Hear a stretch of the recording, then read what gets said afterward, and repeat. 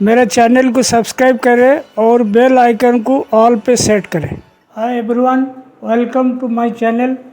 आज हम rim frame का जो यान का जैसे ऑटोकोन में चलता है, चलने के बाद जो फाइनल पैकिंग होता है, फाइनल पैकिंग से पहले एक चेक होता है क्लासीमेट फॉल्ट। क्लासीमेट फॉल्ट मतलब क्या होता है, जो धागे के अंदर जो फॉल्ट है उसका क्लासिफिकेशन होता है, किस टाइप का फॉल्ट है, कितना धागे में जा रहा है। इसको चेक करके हम फिर उसी हिसाब से स्टेप लेते हैं, कैसे फॉल्ट कम से कम जाए, कैसे अपना क्वालिटी अप्रूव हो जाए, मार्केट में कोई कंप्लेन नहीं आए। इसीलिए ये क्लासीमेट फॉल्ट करते, चेक करते। और ये जनरली कोई छोटा मोटा मिल वाला नहीं करता, जो बड़ा ग्रुप है या कोई क्वालिटी कंसियस मिल है या एक्सपोर्ट ऑर्डर ज़्यादा आता है, वो लोग क्लासीमेट फॉल्ट करते हैं। और फॉल्ट चेक करने के लिए सबसे पहले देखो आपको किस टाइप का फॉल्ट आता है, आपको बता देता हूँ। जैसे देखो ये ब्लू कलर का जो दिखा रहा हूँ वो धागा है, और धागे में देखो ये डॉट जैसा दिख रहा है लाल कलर के, इसको नेप्स बोलते हैं। उसके बाद देखो ये ब्लू कलर का जो धागा है वो नेप से थोड़ा बड़ा साइज का लंबा है और थोड़ा चौड़ा भी है, इसको बोलते हैं शॉर्ट थिक।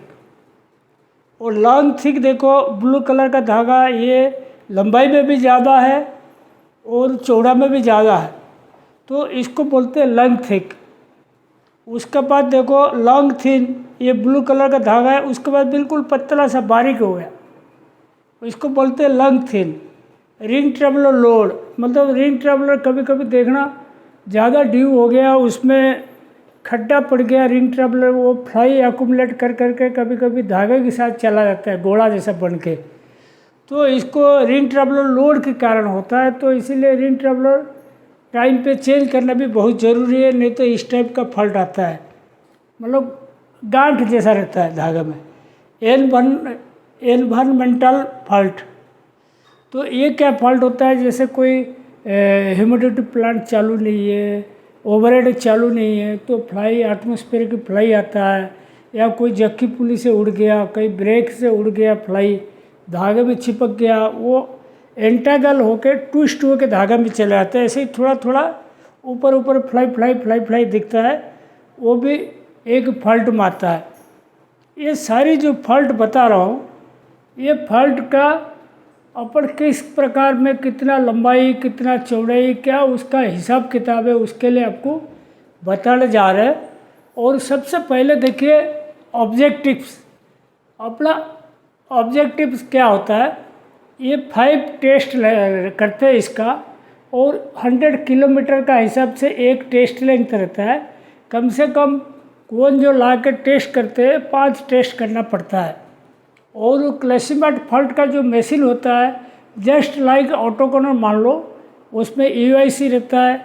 यूआईसी जो गेज है कंप्यूटर के साथ अटैच रहता है। जो फॉल्ट आएगा कंप्यूटर में वो डिस्प्ले करेगा किस टाइप का फॉल्ट आता है, तो जैसे टेस्ट कंप्लीट हो जाएगा उसका प्रिंट आउट आ जाएगा। और वो तब करते हैं जब फाइनल माल अपना पैकिंग के लिए रेडी हो जाता है। और ऑब्जेक्टिव देखिए, यान क्लासीमेट इंडिकेट्स फॉल्ट क्लासिफिकेशन।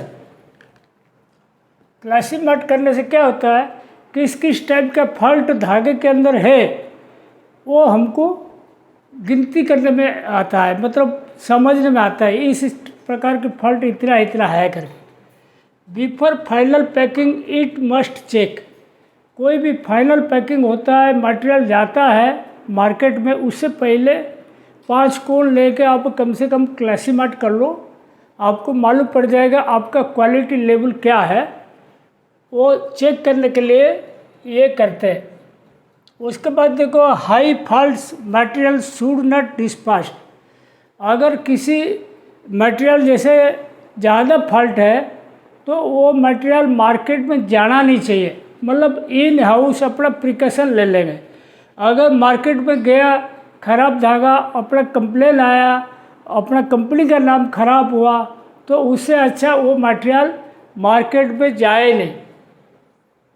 फिर उसका एक ही तरीका है, उसको रिवाइंडिंग करके फिर से गेज वगैरह टाइट करके सही करके भेज सकते हो, लेकिन क्लैशमेट फॉल्ट जो ज़्यादा आएगा मार्केट में नहीं भेज रहा। वो कब किया जाता है देखो, during starting of a new lot it must be checked. जैसे समझ लो आपने कोई 4 कंटेनर का माल तैयार करने ऑर्डर मिला, जो पहला कंटेनर का पहला माल जो निकलेगा वो जैसे ही आपकी 10-20 कोन ऑटो कोनर से निकल जाएगा, इसको आप तुरंत क्लैशमेट फॉल्ट कराइए और उसमें आपको मालूम पड़ेगा आपकी कितना फॉल्ट पास हो रहा है। वो जो फॉल्ट पास हो रहा है वो एक्सेप्टेबल है या नहीं है। अगर एक्सेप्टेबल नहीं है तो फिर आपको कुछ उसका इलाज करनी पड़ेगी, मतलब यूआईसी गेज चेंज करना पड़ेगा या कोई प्रोसेस में चेंज करना पड़ेगा। और किस टाइप का फॉल्ट है, उसका इलाज क्या है वो बताऊंगा आपको, उस हिसाब से आपको इसका इलाज करना पड़ेगा।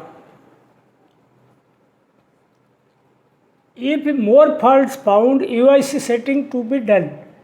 यूआईसी सेटिंग अगर ज़्यादा फॉल्ट है तो आपको यूआईसी सेटिंग टाइट करना पड़ता है। और यूआईसी सेटिंग जैसे ये देखो फाइबर बड़ी दिखा रहा हूँ ना, ये जो ग्राफ है वो आजकल क्या हुआ, जो नई नई मशीन आया फाइबर जो ग्राफ है, जो यान बड़ी जो बोलते हैं, जो ये धागे में विद इन 30 सेकंड आ जाता है। जैसे पूरी ऑटो कोनर चालू कर दो, फाइबर बड़ी का ग्राफ अपना आ जाता है। आजकल कोई सेट नहीं करना पड़ता है, वो ऑटोमेटिक सेट कर देता है कितना क्या रखनी है।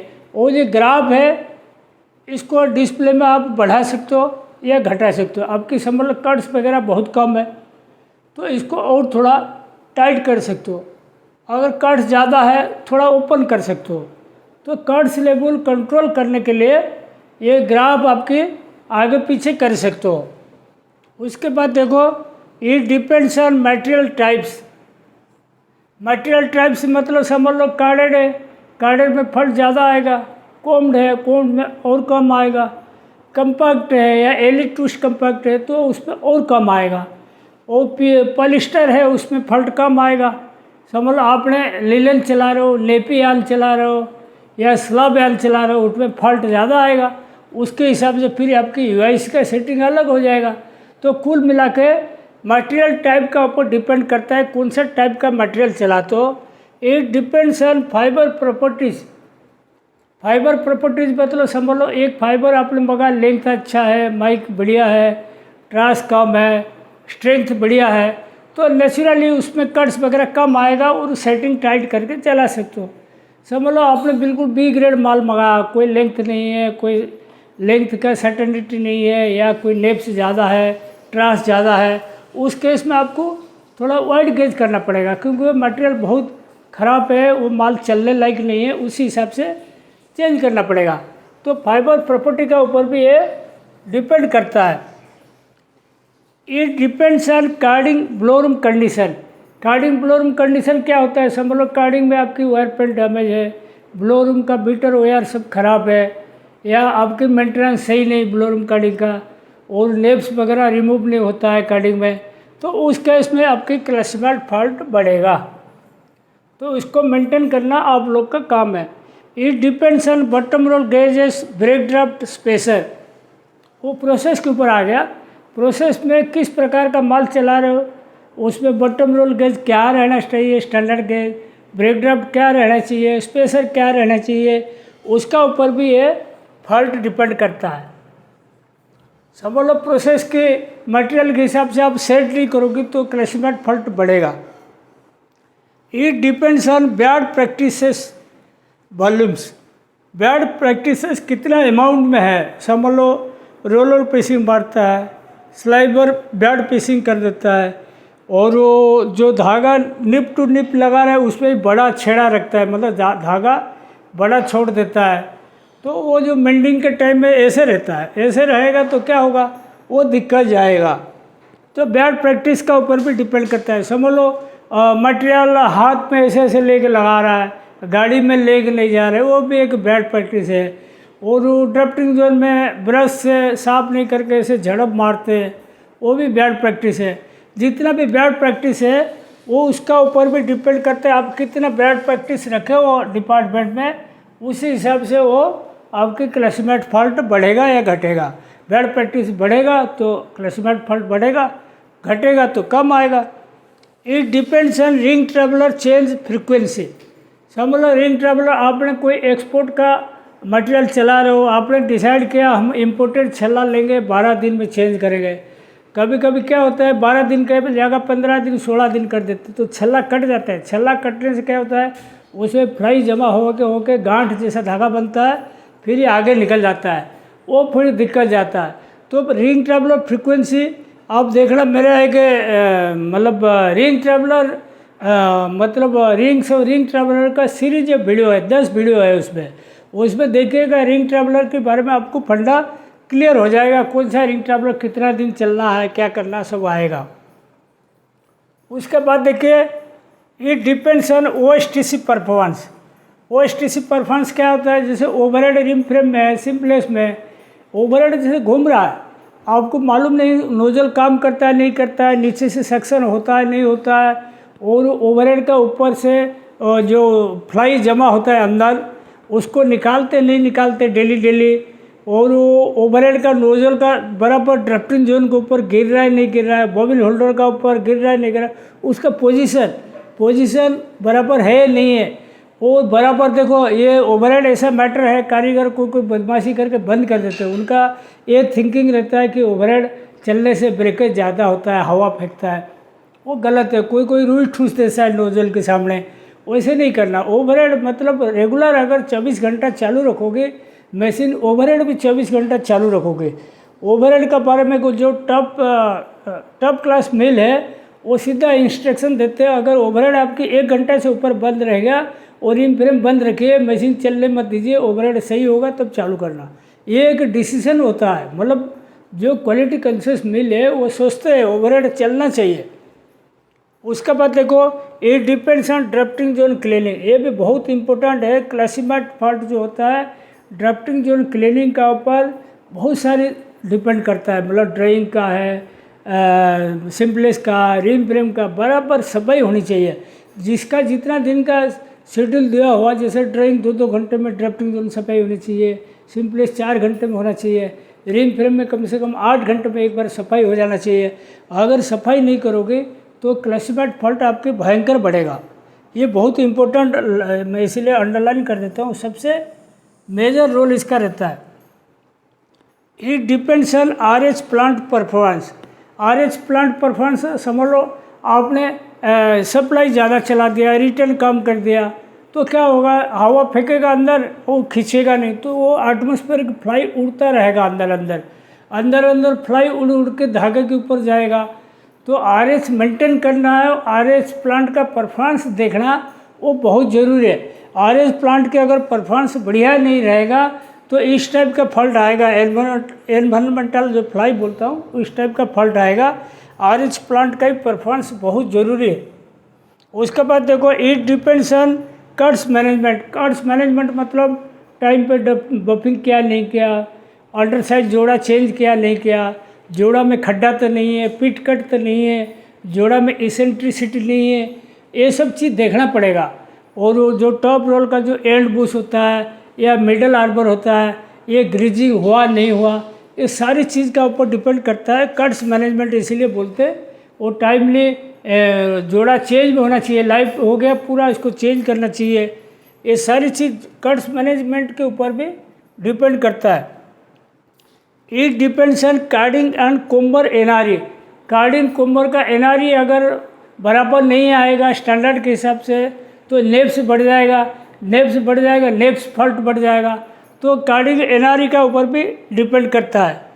और it depends on carded combed compact फैंसियल, किस टाइप का माल है। कार्डेड चलाओगे तो IPI ज़्यादा आएगा, तो कोम्ड चलाओगे कम आएगा। ऑब्जेक्टेबल फॉल्ट जो होता है कोम्ड में 0 होना चाहिए, कार्डेड में 1-2 आएगा चल जाएगा। तो ये सारी चीज़, फैंसियल में थोड़ा गेज वाइड रहेगा और उस हिसाब से आपको मेंटेन करना पड़ेगा। अच्छा, ये सब मतलब ऑब्जेक्टिव ख़त्म हो गया। मैं उससे पहले एक बहुत बढ़िया चीज़ बताना चाहता हूँ, आप लोग प्लीज़ मेरा चैनल का मेंबरशिप लीजिए, नहीं तो चैनल का ग्रोथ होना मुश्किल हो जाता है। हम चैनल चलाने में फिर सक्षम नहीं हो पाते, फिर अपन को दूसरा मतलब काम देखना पड़ता है, फिर प्रॉब्लम आ जाता है। आप प्लीज़ चैनल का सब्सक्राइब कीजिए और ज्वाइनिंग कीजिए और अपना दोस्त लोग को बोलिए ज्वाइन करिए, मेंबरशिप लीजिए, ठीक है। उसके बाद देखिए ये जो फॉल्ट आपको पता है, इस प्रकार का फॉल्ट है। क्लासमेट जो होता है उसका एक्चुअल देखो आपको बताता हूँ। ये होता है, ये वाला हो रहा मास एक्सिस, मतलब यान का वजन जो होता है, मास होता है, क्रॉस सेक्शन में कितना वजन रहता है उसका। और ये जो होता है ये लेंथ एक्सिस, जितना भी फॉल्ट है मास और लेंथ दोनों मिला के मतलब कंपैरिजन किया जाता है किस टाइप का फॉल्ट है।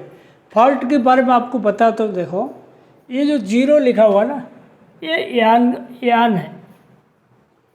वो इधर ऊपर साइड यान अगर मोटा होता है, प्लस साइड मतलब ये थिकनेस इसका बढ़ गया, यान का मोटाई बढ़ गया। और ये जो माइनस साइड है थिकनेस घट गया, मतलब डायमीटर जो होता है जितना होनी चाहिए कम हो गया। और ये जो है length 1 centimetre, 2 centimetre, 4 centimetre, 8 centimetre, 16, 32, ये यान का लेंथ। और ये जो मैंने आपको लिख के दिखा रहा हूँ, देखो ये जैसे कर्व है, इसका अंदर का जितना चीज़ है इसको बोलते नॉन ऑब्जेक्शनेबल फॉल्ट। ये जो फॉल्ट होता है ये धागे में पास होगा, ये कोई हानिकारक नहीं है। और ये जितना फॉल्ट है इसको अपन IPI भी बोलते हैं, मतलब -50 थिन, +50 थिक, 200 + 200 लेब्स। मतलब धागे का अगर -50 कितना बार आया, +50 कितना बार आया, +200 कितना बार आया, उसको टोटल सम कर दोगे तो इसको IPI बोलते हैं 100 किलोमीटर में। ये कितना 100 किलोमीटर में कितना बार आया इसको IPI बोलते हैं। और ये अपने धागे के लिए हानिकारक नहीं है। अंदर जो बोल रहा हूँ वो इसका ऊपर जितना है, ये वाला ऊपर है, ये वाला ऊपर है, ये बोलते हैं ऑब्जेक्शनेबल फॉल्ट। ये फॉल्ट होता है जो इसको ऑब्जेक्शन करते, मतलब पार्टी कभी राजी नहीं होते ये फॉल्ट आए करके। तो ये फॉल्ट जो होता है इसीलिए कटना चाहिए। ये जो कर्व के ऊपर जितना है ये काटता है ऑटोकोनर UI से। और इसको आप ऊपर नीचे कर्व को कर सकते हो आपकी यान क्वालिटी देख के, मटेरियल क्वालिटी देख के। और देखिए इसमें जो A1, A2, A3, A4, ऐसे B1, B2, B3, B4, C1, C2, C3, C4, D1, D2, D3, D4, ये जो 16 पॉइंट है इसको बोलते हम लोग, ये सारी चीज़ बोलते 0 से 8 mm का लेंथ के अंदर आएगा, 0 से 8 सेंटीमीटर का लेंथ के अंदर आएगा। और इसका जो थिकनेस है +400% तक भी जाता है। वो सब जो होता है 0 से 8 सेंटीमीटर। और इसको सारे को बोलते हैं शॉर्ट फॉल्ट। ऑटोकोनर का कर्व देखना, एक लेफ्ट फॉल्ट आता है, शॉर्ट फॉल्ट आता है, लॉन्ग फॉल्ट आता है। तो ये शॉर्ट कट बोलते हैं इसको, शॉर्ट फॉल्ट। तो 8 सेंटीमीटर से ऊपर जितना है इसको बोलते हैं लॉन्ग फॉल्ट्स। ये लॉन्ग फॉल्ट्स कभी कभी आता है, ये हमेशा आता है। ये होता है 0 से 8 जो होता है ये होता है frequently occurring fault, frequently occurring fault. ये कोई हार्मफुल नहीं है, ठीक है। ये फ्रीक्वेंटली, ये जो है 8 सेंटीमीटर से ऊपर वाला है ये कभी कभी आता है, कभी कभी, हमेशा नहीं है। समटाइम्स आता है, समटाइम्स आता है और कुछ कुछ इंटरवल में आता है। तो ये जो चीज़ है इसको काटना जरूरी है। तो कौन सा चीज़ कटेगा, देखो ये देखो A1, 2, A4 ये चल जाएगा, इसका जो लंबाई है फॉल्ट का 0.1 से 1 सेंटीमीटर तक, और इसका थिकनेस जो होता है 400% तक, मतलब 4 गुना ज़्यादा यार्न डायमीटर का होगा। ये पास हो जाता है, चल जाता है, ये कोई हानिकारक नहीं है। जैसे B1 हो गया, B1 क्या हो गया, तो 0 से 2 सेंटीमीटर लेंथ रहेगा फॉल्ट का, और उसका मास जो रहेगा, मतलब B1 हो गया 150% तक, B2 250 तक, B3 400 तक, B4 400 से ऊपर। तो ये जो रहता है, ये B4 थोड़ा ऑब्जेक्शनबल रहता है, तो इसीलिए इसको काटना पड़ता है, क्योंकि इसका फॉल्ट का लंबाई बढ़ गया, ठीक है।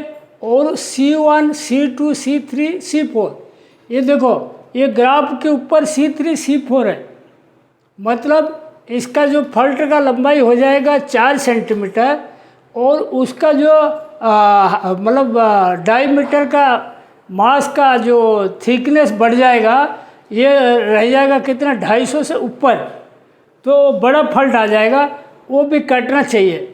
वो ऐसे D2 D3 D4 ये तीनों कटना चाहिए, क्योंकि ये 8 सेंटीमीटर का लंबा का फॉल्ट हो जाएगा।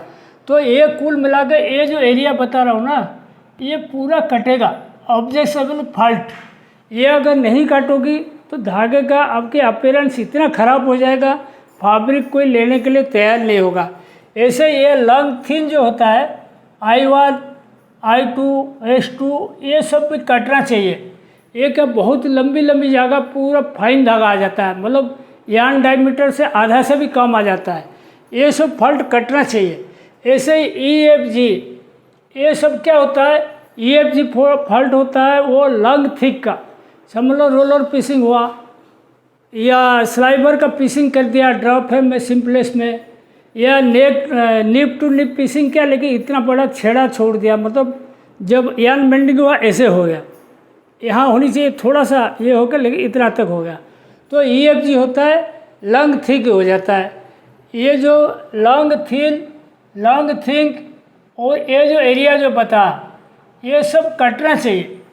ये अगर नहीं कटेगा तो आपकी फॉल्ट बहुत बढ़ जाएगा क्लैशमेट का, और आपकी मटेरियल कोई नहीं लेगा। उसके बाद देखिए, ये डिटेल का मैं बताऊंगा। ये जो फॉल्ट है 16 टाइप का, और ये 3 हो गया, 16 3 19 20 21 22 23 प्रकार का जो फॉल्ट है, उसका स्पिनिंग का कौन सा एरिया से कौन सा फॉल्ट आता है, ठीक है, अभी मैं आपको बताऊंगा। देखिए, आप लोग जिस टाइप का फॉल्ट सब बता रहे थे, वो फॉल्ट का कारण क्या क्या है समझ लीजिए। अपन A1 A2 मतलब ये हो गया, A1 हो गया, मतलब 1 सेंटीमीटर तक लंबाई है, A2 भी 1 सेंटीमीटर लंबाई है। ये 150% तक रहता है, डाया का मतलब मोटाई में ज़्यादा रहता है, ये 250% तक रहता है। तो ये फॉल्ट जो होता है bad carding and blowroom, carding blowroom अगर ठीक नहीं है, वर्किंग सही नहीं है, वायर खराब है, बिटर का पिन खराब है, मतलब वायर खराब है, तब ऐसे आएगा। और A3 हो गया फ्लॉप एंड नेप्स। A3 कौन सा हो गया, ये देखो, A3 हो गया 1 सेंटीमीटर लंबाई का फॉल्ट, और उसका चौड़ाई हो गया कितना आपके, ये 250% तक, मतलब 2.5 गुना ज़्यादा है, तो फ्लाई फ्लॉप के लिए आता है। उसके बाद A4 देखो, रिम फ्रेम फॉल्ट जो डाटी फ्लाई एंड ट्रम्पेट। ये फॉल्ट जो होता है, रिम फ्रेम का आगे का ड्राफ्टिंग जोन का गंदा रहता है तब आता है, या ट्रम्पेट में अगर ड्रॉप फ्रेम में फ्लाई रहता है तब भी आता है। उसके बाद देखो B1 B2 fibre damage without apron. Fibre अगर डैमेज होता है कहीं या आपरन है नहीं, तो इस टाइप का फॉल्ट आएगा। और ये जो देखो, ये टाइप का जो फॉल्ट है 0.1 to 1 सेंटीमीटर लेंथ, और ये B टाइप का फॉल्ट है 0.1 to 2 सेंटीमीटर लेंथ। ये हो गया B1 B2 क्या हो गया, फाइबर डैमेज या विदाउट आपरन। ऐसे B2 क्या हो गया, ring traveller load and bad piecing. Ring traveller load होता है या गलत पीसिंग करते तब आता है। B4 देखो स्लब ऑफ स्पिनिंग, मतलब स्पिनिंग में कहीं गेज वगैरह गड़बड़ है, स्लब टाइप का आता है। ये जो मैं लाल पेन में जो मार्किंग किया ना, ये लाल पेन वाला जो है ऑब्जेक्शनेबल फॉल्ट, ये फॉल्ट रहेगा, ऑब्जेक्शन आएगा। उसके बाद देखो C1 C2 बैड पिसिंग इन ड्रॉपहेम सिंप्लेक्स स्लाइबर एंटागलमेंट। समझ लो ड्रॉपहेम सिंप्लेक्स में स्लाइबर ऐसे करके कभी कभी पिसिंग करते हैं, मतलब एक स्लाइबर यहाँ से लिए दूसरा स्लाइबर लिए ऐसे जोड़ दिए और इसको पिसिंग कर दिए। ये लंबा जोड़ जो रहता है ना वो फॉल्ट आता है, इसलिए वो बैड पिसिंग जो होता है C1 C2 फॉल्ट आता है। ड्रॉपहेम सिंप्लेक्स में बैड पिसिंग करेगा, स्लाइबर कहीं उलझ गया तब आता है। C3 देखो बैड क्वालिटी पिसिंग, ये ऑब्जेक्शनेबल फॉल्ट में आ जाता है। C3 C4 भी आता है, ठीक है, फ्लाई एंड फ्लब स्लब, ये इसीलिए मैं इधर लिख दिया देखो B4 C2 का थोड़ा portion, C3 C4 D2 D3 D4 E F G I and H, ये सारी ऑब्जेक्शनेबल फॉल्ट। ये फॉल्ट रहेगा तो पार्टी धागा लेता नहीं। ये हो गया C वाला फॉल्ट होगा 0.124 सेंटीमीटर लेंथ का जितना फॉल्ट आता है। और D1 हो गया फ्लोटिंग फाइबर। फ्लोटिंग फाइबर क्या होता है, समझ लो सिंप्लेक्स में मतलब 2 TPI कम दिया या कहीं मतलब शर्ट फाइबर ज़्यादा है प्रोसेस में, मतलब मिक्सिंग जो लगा शर्ट फाइबर ज़्यादा है, यह फाइबर कहीं ज़्यादा टूटता है तो शर्ट फाइबर ज़्यादा जनरेट होता है, वो ड्राफ्टिंग जोन में शर्ट फाइबर फ्लोटिंग करता है, तब वो D1 फॉल्ट आता है। उसके बाद देखो D2 हो गया सिंप्लेक्स गेज और स्पेसर। D2 मतलब हो गया कितना पता, ये 8 सेंटीमीटर का फॉल्ट है, लंबा फॉल्ट है, और इसीलिए सिंप्लेक्स में समझ लो गेज पूरा टाइट रखा, स्पेसर छोटा रखा, स्लब टाइप का माल आता है, तो वो D2। D3 D4 हो गया मोर फ्लप्स इन रिम फ्रेम। रिम फ्रेम में फ्लाई फ्लप ज़्यादा रहा तब आता है। तो ये देखो ये सब चीज़ होता है, ये ऑब्जेक्शनेबल फॉल्ट आता है, ठीक है, ये फॉल्ट रहना नहीं चाहिए। और ऐसे ही देखो ई फॉल्ट हो गया डबल एन कभी कभी रोलर पिसिंग कर देते हैं, कभी कभी ऑटोकोनो का UIC का गेज खराब है, डबल धागा भी पास हो जाता है, उस केस में ई फॉल्ट आता है, ये लॉन्ग थिक में आता है। और AFG बैड पिसिंग अगर करोगे, ड्राइंग में हो, सिंप्लेक्स में हो या रिम फ्रेम में डबल पिसिंग करोगे तो इस टाइप में AFG फॉल्ट आएगा, लॉन्ग थिक आएगा, लंबा फॉल्ट आएगा, मतलब 8 सेंटीमीटर से ऊपर वाला जो फॉल्ट लंबा आएगा लेकिन मोटा आएगा। ऐसे ही H1 हो गया इसेंट्रिसिटी बॉबिन सिंप्लेक्स और रिम फ्रेम। समझ लो सिंप्लेक्स का बॉबिन अपन ऐसे सीधा लगाते, कभी कभी होल्डर के कारण कोई गड़बड़ के कारण ऐसे रहता है, ऐसे रह के चलता है। ऐसे रह के चलने से क्या होता है, कभी ऐसे धागा खुलता रहेगा, कहीं कम खींचेगा कहीं ज़्यादा खींचेगा तो दिक्कत जाएगा, तो उसमें उस कारण बनता है H1 फॉल्ट। I1 I2 देखो स्प्लिटिंग ऑफ स्लाइबर कभी कभी आधा फट के चलता है, रोविंग आधा फट के चलता है, या कभी आप देखना बॉबिन होल्डर आपके जाम है, रुक के चलता है, वो ये सब लंग थिन आएगा। ये जो H1 I1 I2 H2 ये सब लंग थिन का है, ये सारे ये लंग थिन का है, और ये है लंग थिक का, और ये जितना A से D तक है इसको बोलते शॉर्ट कट बोलते हैं, शॉर्ट फॉल्ट। ये 3 प्रकार का फॉल्ट है। तो ये देखो H2 हो गया पुअर मटेरियल हैंडलिंग।